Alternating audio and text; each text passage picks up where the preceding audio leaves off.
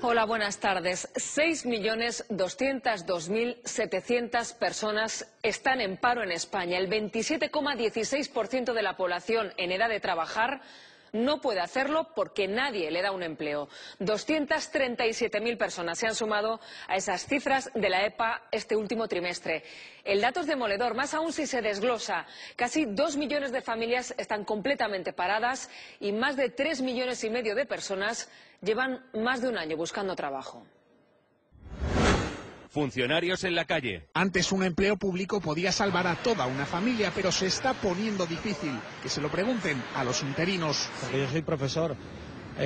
Yo antes podía encontrar otro tipo de trabajos y podía, digamos, suplir el no tener trabajo de profesor con otros trabajos, pero ahora no hay nada. Este año es el primero que veo que con los recortes que han habido no voy a llegar a trabajar este curso. En definitiva, un panorama de lo menos alentador para nuestro país.